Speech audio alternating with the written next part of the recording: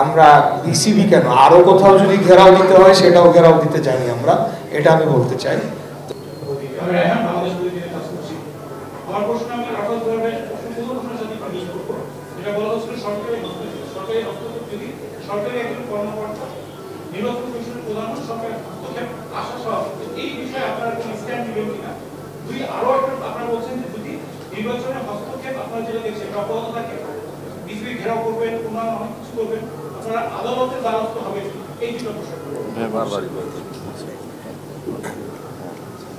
ধন্যবাদ।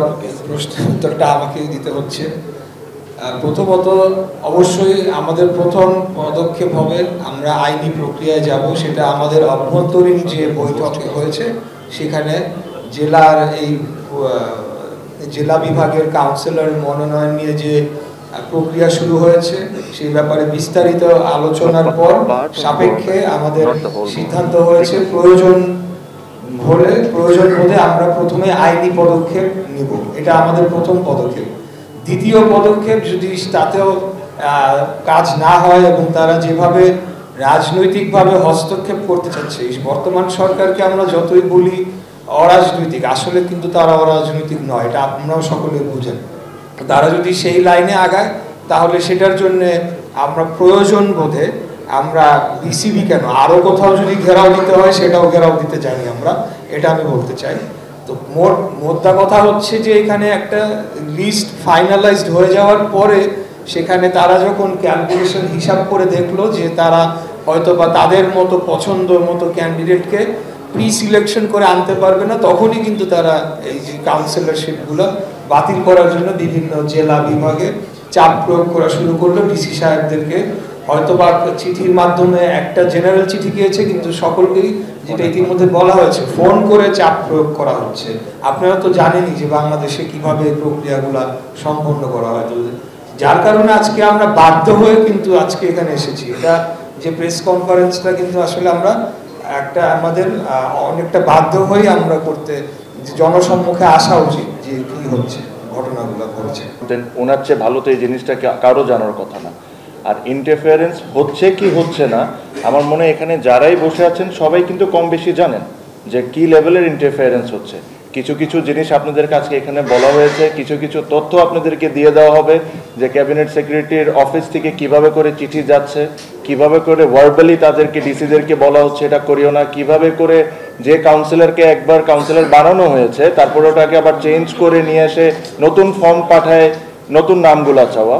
তো ইন্টারফারেন্স যে হচ্ছে না এটা তো আমি শিওর এখানে একজনও আমার সাথে ডিসএগ্রি করবেন না যে এটা হচ্ছে না।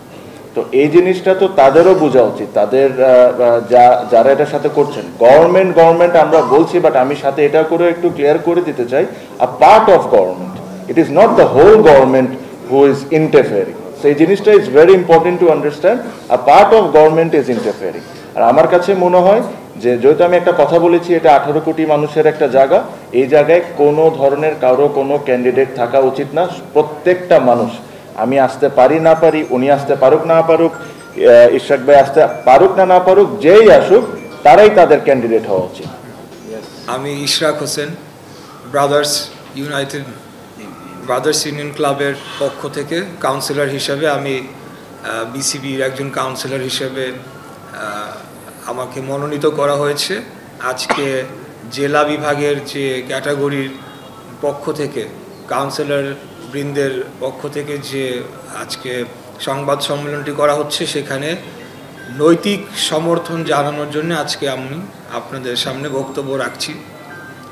বেশিরভাগ কথা আমাদের জনাব তামিম ইকবাল এবং জনাব ইসরাফিল খসরু বলে ফেলেছেন, তো আমি তাদের কথার সাথে পুরোপুরি একমত পোষণ করছি। প্রথম কথা হলো যে বর্তমান সরকার, তাদের অনেক কথায় যাব না, কিন্তু বর্তমানে একটা বিসিবি ইলেকশনে তারা যেভাবে নগ্নভাবে হস্তক্ষেপ শুরু করেছে এবং তারা রাষ্ট্রযন্ত্রকে তারা হুকুম দিয়ে তারা যে কাউন্সিলরদের যে লিস্টটা চূড়ান্ত হয়েছিল সেটিকে বাতিল করার জন্যে বা পরিবর্তন করার জন্য ডিসি সাহেবদেরকে তারা হুকুম দিয়েছেন বা চিঠি লিখে জানাচ্ছেন, এটা সম্পূর্ণভাবে গঠনতন্ত্র বিরোধী, সম্পূর্ণভাবে অবৈধ। এই কাজ কোনোভাবেই তারা করতে পারে না। বর্তমান সরকার একটি অস্থায়ী অন্তর্বর্তীকালীন সরকার, তারা রাজনৈতিকভাবে নিজেদেরকে বিভিন্নভাবে জড়িয়ে তারা এখানে রাজনৈতিক ফায়দা লোটার চেষ্টা করছে। আমি শুধু এতটুকুই বলবো যে এই ধরনের কর্মকাণ্ড করে কিন্তু আসলে শান্তিপূর্ণ কোনো সমাধানের দিকে যাবে না। এখানে কেউ কাউকে আসলে ছাড় দেওয়ার জন্য নির্বাচনটি হচ্ছে না। আমরা এই যে কথাটি ইসরাফিল খসরু বলেছেন, এখানে কোনো রাজনৈতিক দলাদলি হোক সেটা আমরা চাই না। আমরা চাই যারা স্পোর্টস অর্গানাইজার, বিভিন্ন জেলা ডিস্ট্রিক্টে যারা মানে খ্যাতনামা যারা স্পোর্টস অর্গানাইজার আছে তাদেরকেই যাতে কাউন্সিলর হিসেবে মনোনয়ন দেওয়া হোক, যেটি ইতিমধ্যে দেওয়া হয়েছিল। এক একটি জেলার যারা ডিসি সাহেবরা আছেন তারা ইনফর্মড, তারা তো রাস্তা থেকে কাউকে ধরে এনে বানায় দেবে না। আর অ্যাডহক কমিটি থেকেই দিতে হবে এরকম কথা কোথাও লেখা নেই গঠনতন্ত্রের কথা। তাই এটা নিয়ে যদি আর বেশি বাড়াবাড়ি করা হয়, প্রয়োজনে বিসিবি ঘেরাও দেওয়া হবে, কিন্তু কোনোভাবে ইলেকশন ইঞ্জিনিয়ারিং করে বিসিবি দখল করবে যাতে ভবিষ্যতে একটা পার্টির লোকজন সেখানে তারা কর্তৃত্ব করতে পারে আর আমরা সেটা বসে দেখব, সেটা কোনোভাবেই সম্ভব হবে না। এটা আমরা কোনোভাবেই হতে দিব না। এটা আমাদের স্পষ্ট বার্তা। কোনোভাবেই এই যে ডিসি সাহেবদের উপর চাপ প্রয়োগ করে যদি কাউন্সিলর পরিবর্তন করার প্রয়াস তারা নিয়েছে সেটিকে যদি তারা এগিয়ে নিয়ে যাওয়ার চেষ্টা করে, তাহলে আমরাও এখানে রাজনৈতিকভাবে সেটাকে মোকাবেলা করার জন্য যে কোনো সময় প্রস্তুত রয়েছে। এখানে আমরা রাজনীতি করতে আসি না। যে কথাটি বারে বারে বলা হচ্ছে, কেন আপনারা বিসিবি এর আগে আপনারা অন্যান্য ইলেকশনের ক্ষেত্রে একই কাজ করেছেন, কেন আপনারা বিসিবিতে এখানে রাজনীতি প্রবেশ করানোর চেষ্টা করছেন? আমরা কি স্বৈরাচারী খুনি হাসিনার আমলে দেখি নাই? একজন ব্যক্তি জনাব পাপন, উনি মানে বিসিবি ফেস মানে ওই ভদ্রলোক ছিলেন, মানে উনি একজন স্বৈরাচারের ডিকটেটরের মতো চালিয়েছেন।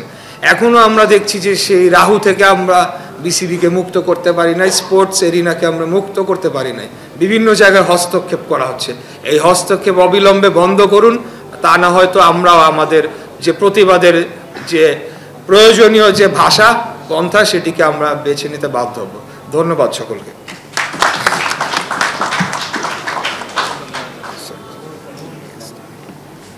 ধন্যবাদ জনাব ইশরাক হোসেন।